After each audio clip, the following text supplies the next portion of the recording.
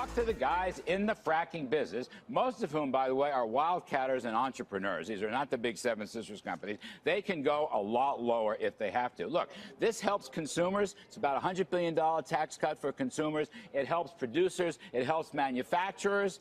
It helps the whole cost structure of our economy is coming down. It keeps the inflation rate down. This is so totally pro-growth. Now, I acknowledge that the energy producers will be the least of it. Okay, I get that. But everybody else unambiguously benefits.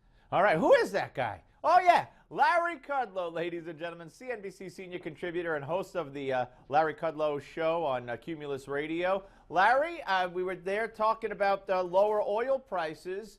Great piece you wrote, and you called, of course, a free market victory. I want to get to that, but first, you know, you have been urging many to do what Paul Ryan has now done. You've urged Paul Ryan to do what he's now done. He and Mitch McConnell have laid out a strategy.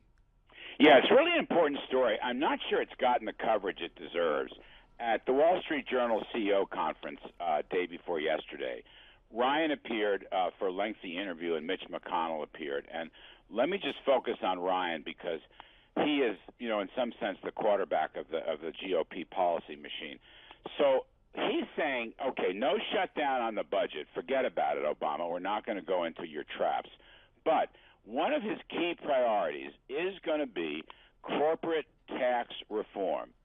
Lower the corporate tax rate. Now, here's the key point that Ryan made. Not only for the so-called C Corps, which are the big guys, he wants to take the rate from 35 to 25, but for the small businesses, which is so important. They make up the bulk and the backbone of American business.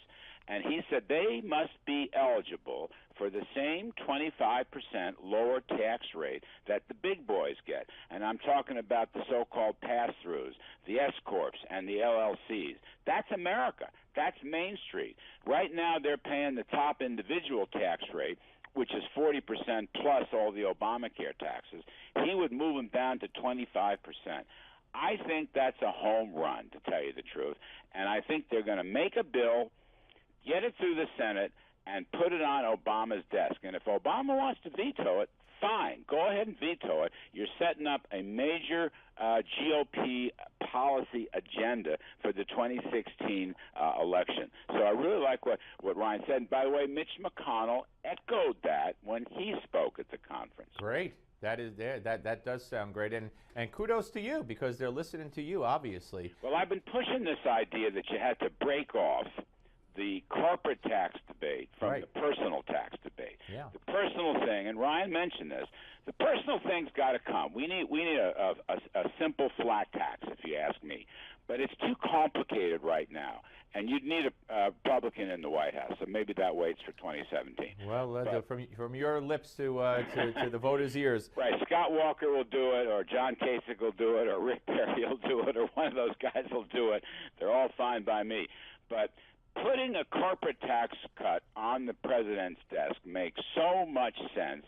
And as Ryan said, you know, if he vetoes it, then that's going to be Republican agenda item. Right. And it's a really great pro-growth policy. And then let Hillary weigh in on what she would have done. That'll be very interesting. All right. The lower oil prices, it benefits just about everybody. Just about everybody. And look, I continue with this mantra that first of all, the break-even here, the break-even price is, I don't know, somewhere between $50 and $60 in general. It could be even lower than that for some of the fracking operations. But we're around $65, $66 a barrel. We're down from $100 a barrel last year. This is a gigantic tax cut for the American economy. Now, it's not a marginal tax rate reduction. I'm just saying it has the same impact. People will have much more disposable income to spend on other goods and services, and the middle class needs that because they've not had big wage gains. They've really had minuscule wage gains in this recovery. But businesses need this, okay? Manufacturing companies and retailers and everybody else, they all have fuel costs, they all have heating costs, and all of those numbers are coming down. So it really lightens the economy. It lightens the burden on the economy and is very, very pro-growth. Ironically, Obama and the Democrats opposed fossil fuel. Now they want to take credit for it, of course. But that's okay. I don't care. All I'm saying is lower oil prices are pro-growth. And the fact that the Saudis have thrown in the towel is a free market victory. By that I mean the increase in supply has overwhelmed demand.